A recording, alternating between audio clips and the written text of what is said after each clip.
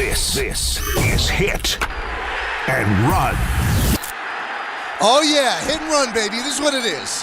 So I come up with these things that might not be worth a segment, but they certainly are worth me giving my opinion on. And I've written some down during the holidays that I want to get to. One by one, and you could agree or disagree with them. Number one, how about the Dodgers? How about the Los Angeles Dodgers auctioning off the ball that Aaron Judge dropped in the fifth inning of Game 5? That's low class, man. What do you have to do that for? I mean, it's a play that's going to live in infamy anyway. You got to auction off the ball? Why? You won a championship. You want it fair and square. Now you have to make light of one of the greatest players in baseball, one of the greatest right-handed hitters in the history of baseball because he dropped the ball in center field, and you auction off the ball? Not a good look. Also not a good look. During the holidays, Sammy Sosa apologized for essentially, I guess, taking PEDs. And he did this because the Cubs ownership, the Ricketts family, insisted that the only way that there's going to be any kind of trail back to being involved with the Cubs, you have to apologize for what you did. Are you kidding me? What hypocrisy. Major League Baseball owners, they probably knew what was going on. Did anybody apologize? Bud Selig knew what was going on. He's in the Hall of Fame. Anybody make him apologize? That is so bad. And Sammy Sosa, obviously desperate to get back into the Cubs' graces, he actually capitulated and apologized. I would have given them a flip of the middle finger like you wouldn't believe. Awful announcing. It's a website, a follow on Twitter that has been kind to us over the years. Really has been. And Don, Peter, and I were kind of honored and stunned as well that during the holidays they put together a list of the best sports radio shows in the country.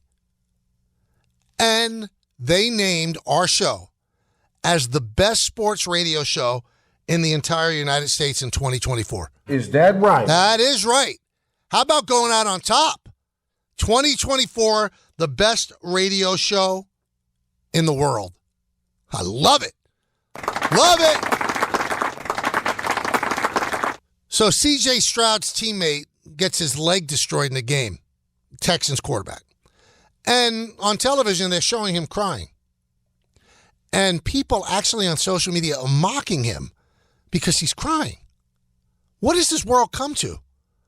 I thought it was a beautiful thing that he cared enough about his teammate to stand there in front of the whole world and cry. But now, actually showing emotions makes you weak.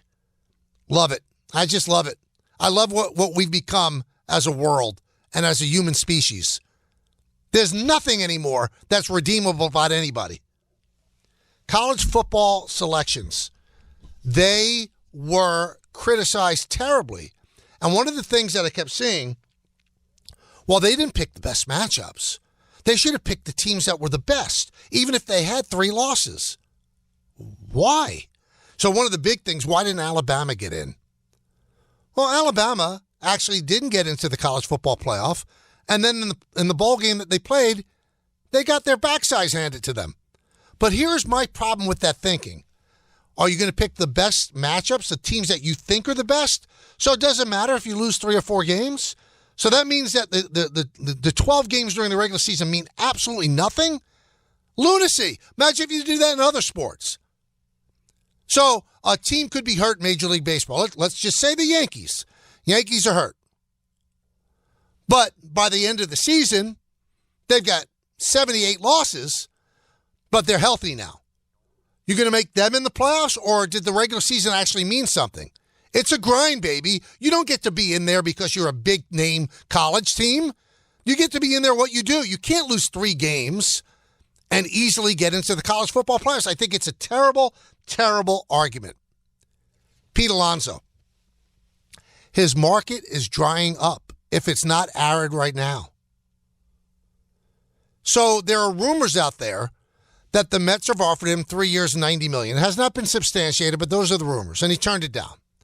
Now, Pete was offered 7 years, $158 during the season, or maybe it was during last season, and he turned it down because he's looking for bigger money. I think he got, seduced by what Aaron Judge did.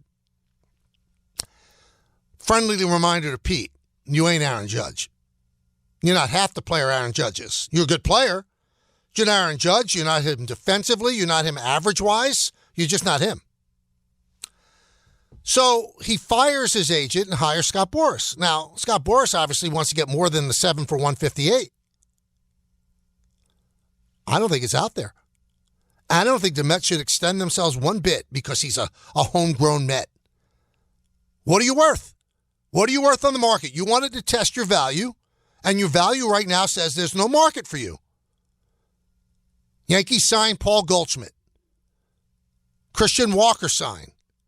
All of the first basemen that were out there, they've signed. So if Pete is holding out for a $200 million deal, which first basemen don't get, he's going to have a very, very lonely summer sitting at home watching games. And if I'm the Mets, I don't even think I'd go up to $30 million a year. 3 years at 90? He should jump at it. He should ask them, okay, give me an opt-out after the first year. I'll take that deal.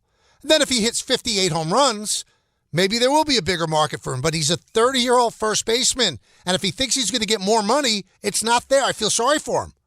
I don't think the market is there. Next hit and run. This was an unbelievable thing. So we turned to 2025 on New Year's Eve. And once the clock or the calendar hit 2025, you know the Billy Joel song, Just the Way You Are?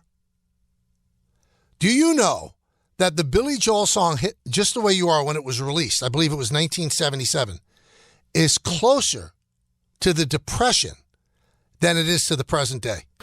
Yeah. Pretty amazing, right? Pretty amazing. All right, a couple of other things. I'll give you a movie review, something that you would like. If you have Netflix, watch Carry On. It's so good. It is so good. It's guilty pleasure stuff. And Jason Bateman plays an absolutely reprehensible character. You'll love it. Check it out. Gleyber Torres signs a 1-year deal with the Tigers. $15 million. Good for Gleyber. I'm sure he wanted more than that. But he was smart. Grabbed the money where it's being offered. But here's my problem. When I did the playoff series for ESPN, I did the Tigers against the Astros. And the one thing that surprised me about the Tigers is that how buttoned up they are. Everybody runs to first base like it's the last time they'll ever be running to first base.